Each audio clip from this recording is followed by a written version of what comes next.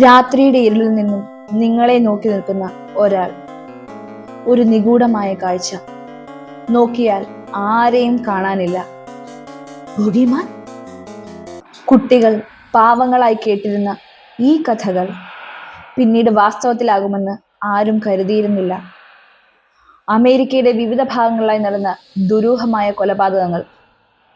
ആ ചോദ്യം ചെന്ന് നിൽക്കുന്നത് ബോഗിമാൻ എന്നത് വെറും ഒരു കഥ മാത്രമായിരുന്നുവോ, അതോ ഒരു സീരിയൽ കില്ലർ ആയിരുന്നുവോ? ന്യൂസുകൾ പറയുന്നു. Welcome back to my channel. നിങ്ങൾ ഈ ചാനൽ ആദ്യമായാണ് കാണുന്നതെങ്കിൽ ചാനൽ സബ്സ്ക്രൈബ് ചെയ്യൂ. ബോഗിമാൻ കഥയുടെ തുടക്കം ഇങ്ങനെയായിരുന്നു.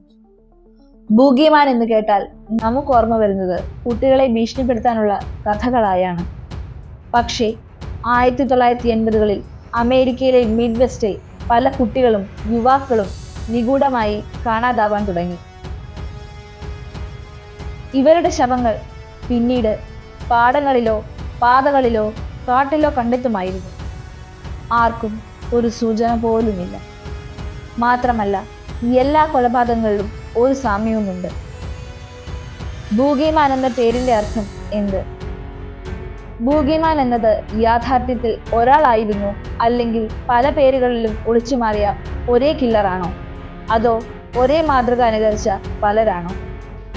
അതിന് തെളിവുകളില്ലെങ്കിലും എല്ലാ സംഭവങ്ങളിലും ഉപയോക്താവായ കറുപ്പ് ഹൂഡി, മാസ്ക്, മരത്തിൽ കൊത്തിയ ബോഗിമാൻ എന്ന കുറിപ്പ് ഇതെല്ലാം ഉണ്ടായിരുന്നു. പോലീസിന് ഒരിക്കലും വ്യക്തമായ തെളിവുകൾ കിട്ടിയില്ല. CCTVകളില്ല, സാക്ഷികളില്ല, ഫോറൻസിക് കൃത്യതയില്ല. പലപ്പോഴും ക്രൈം സീൻ ക്ലീൻ ആക്കിയിരുന്നു. മറ്റൊരു വലിയ പ്രശ്നം നേരിട്ടത് കൊലപാതകങ്ങൾ സംസ്ഥാനങ്ങൾക്കിടയിൽ സംഭവിച്ചിരുന്നത് കൊണ്ടാണ്. ഇതുവഴി അന്വേഷണം എങ്ങും എത്താതെ പോയി.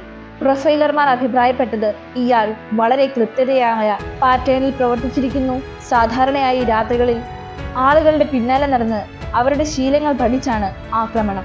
ഒരു കോൾഡ് ബ്ലഡ് ഹണ്ടർ. ബോഗിമാൻ എന്നത് ആരായിരുന്നു? ഒരു പഴയ സൈനികൻ?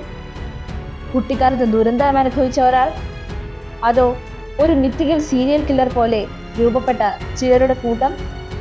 ഇതൊന്നും തെളിയിച്ചിട്ടില്ല ഇന്നുവരെ. ബോഗിമാൻ ഇപ്പോഴും നമുക്കും ഒപ്പമുണ്ടോ? അവൻ പിടിയിലായിട്ടില്ല. അവൻ മരിച്ചെന്നതിന് തെളിവുമില്ല. അതിനാൽ ബോഗിമാൻ ഒരു ഭ്രമമല്ല, ഇന്നും നമുക്ക് ചുറ്റുമുളഞ്ഞിരിക്കുന്ന ഒരാളായിരിക്കാം. ബോഗിമാൻ എന്നത് ഒരു കഥയാണോ, അതോ ഒരു മനുഷ്യനോ? അതുമല്ലെങ്കിൽ നമ്മുടെ ഉള്ളിൽ ഉരുത്തിരിഞ്ഞ ഒരു മാനസിക ഭയമാണോ? അറിയില്ല. നിങ്ങളുടെ അഭിപ്രായങ്ങൾ താഴെ കമന്റ് ചെയ്യൂ.